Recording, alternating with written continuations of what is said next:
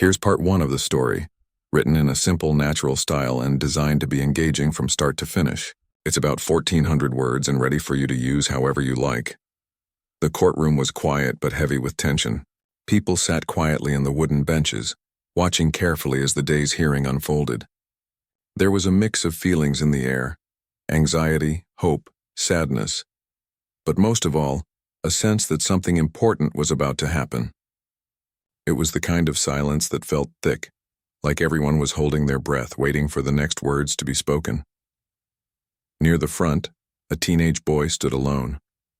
He wasn't tall, and he looked younger than many would expect for someone so brave to face a room full of strangers and a judge who held the power to change his life.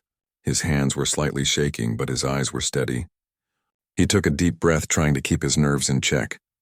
Today was the day he would speak, not just with words, but with the weight of everything he had been holding inside. The courtroom was a formal place. The judge sat high on the bench, dressed in a black robe that made him look serious and powerful. Around him were lawyers and court staff, all busy with their papers and quiet discussions. But despite the usual business, the mood was different today. The people in the room knew this was more than just another case. It was about a family, about loss, and about a boy's fight to be heard. The boy's story was not a simple one. For a long time, his father had been a steady presence in his life, someone he looked up to, trusted, and loved deeply. They had shared laughter, lessons, and moments that shaped who he was becoming. But something had happened that tore them apart. The father was no longer there, taken away by the very system that was meant to protect people. It wasn't just a missing person or a broken family. It was a wound that ran deep, one that left the boy feeling lost and alone. As the hearing went on, the boy's chance to speak finally came.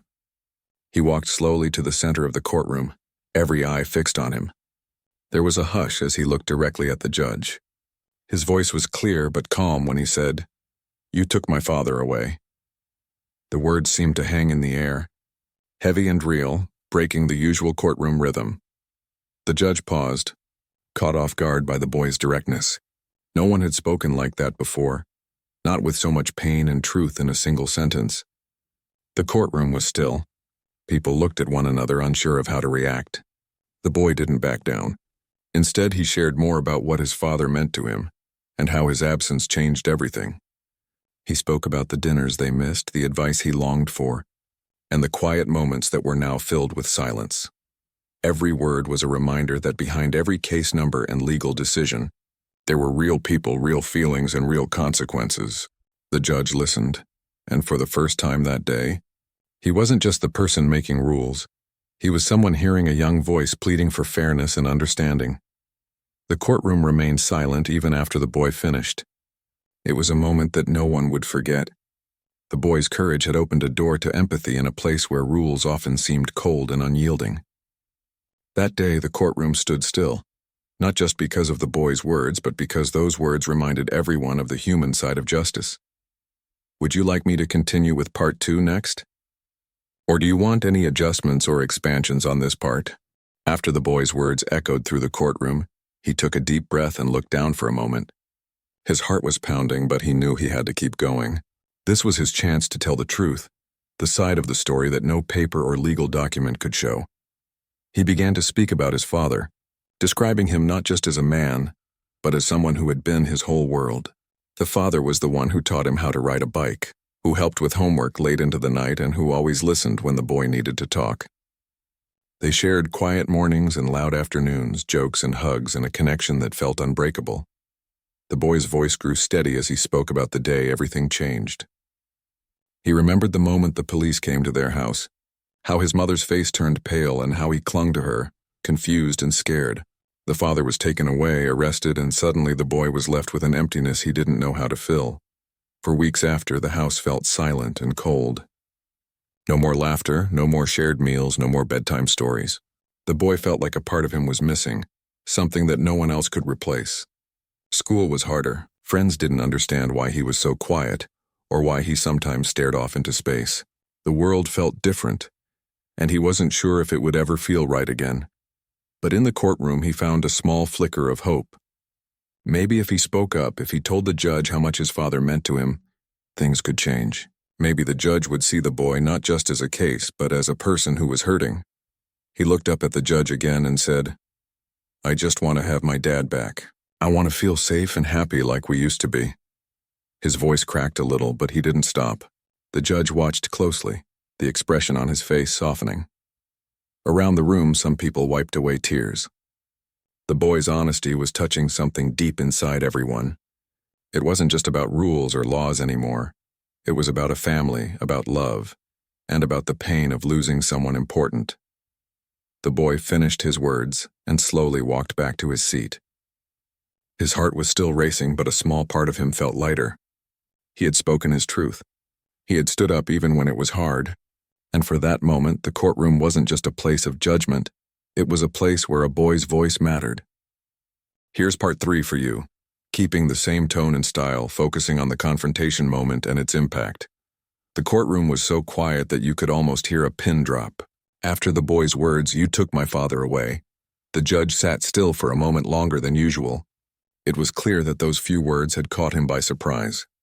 He was used to hearing arguments, legal jargon, and carefully chosen statements. But this was different.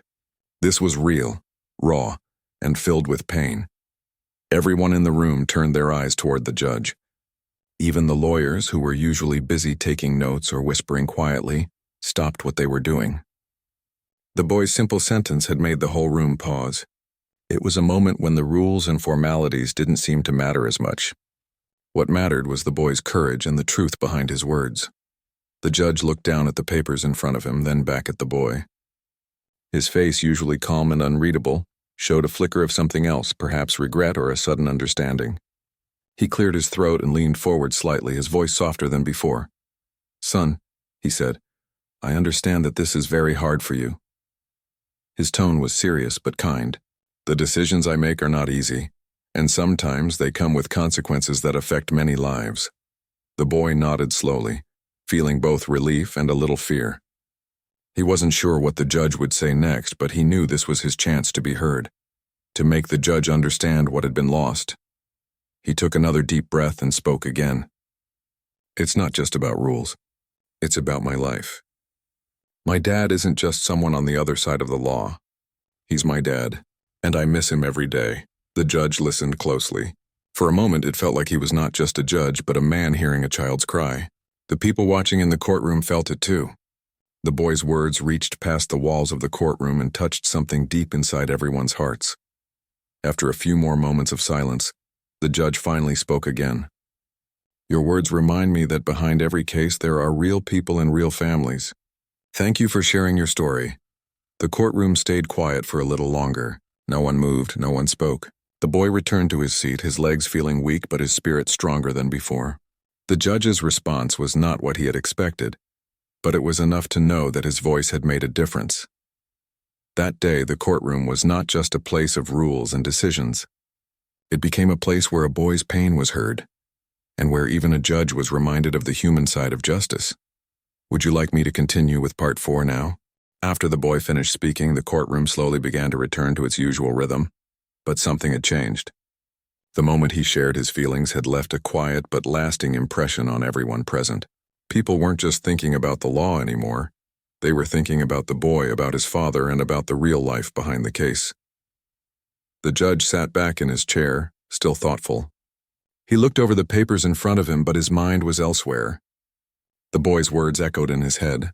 It wasn't easy to balance the rules with the human stories that came through the courtroom every day.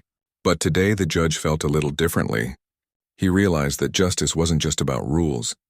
It was about people's lives, families, and feelings.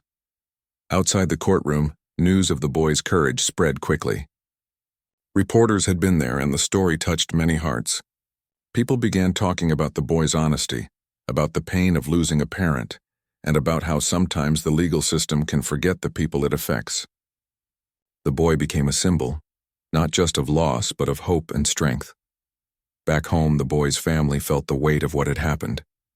His mother held him close, proud of his bravery, but also sad for all that had been lost. The house, once quiet and cold, now felt a little warmer because the boy had spoken his truth. It was a small step, but a meaningful one. The boy started to believe that maybe things could change, that by sharing his story, he might help others who were hurting too. He began to understand that his voice was powerful, even in a place that often seemed distant and harsh. The judge, meanwhile, spent time thinking about the case in a new way. He spoke with colleagues and reviewed the files, trying to find ways to balance fairness with compassion. The boy's words had opened a door, a reminder that behind every decision there were people who needed more than just legal judgment. They needed understanding. Though the case was far from over, that day marked a turning point. The courtroom had stood still for a moment, and that stillness brought a chance for change. It was a moment when a boy's pain became a call to see justice through a more human lens. Here's part 5, wrapping up the story with hope and resolution while keeping the tone heartfelt and natural.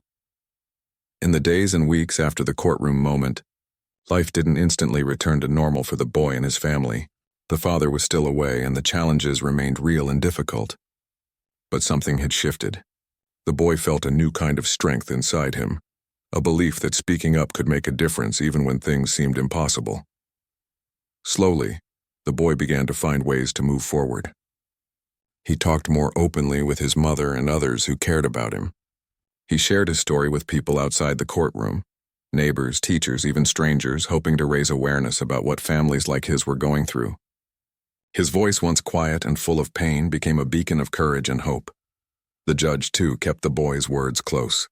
Though bound by the law, he looked for ways to bring fairness and compassion into his decisions. He realized that behind every case were children like this boy who needed to be seen and heard. It wasn't easy, but the judge promised himself to remember the boy's courage whenever difficult decisions came before him. Meanwhile, the community around the boy started to pay attention. Local groups began discussing how to support families affected by similar situations.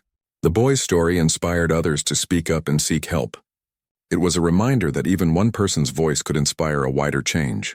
Though the father's return was still uncertain, the boy and his family held on to hope. They knew the road ahead would be hard, but now they faced it together, stronger and more united than before. At its core, this story was about more than a courtroom or a legal battle. It was about the power of honesty, courage, and the simple truth that everyone deserves to be heard. The boy had faced fear and pain, but he had also shown the world the strength that comes from standing up for those we love. And in that strength, there was hope, a hope that no one would ever be forgotten or silenced again. If you want, I can help polish or expand any part, or help with a summary or script format for YouTube.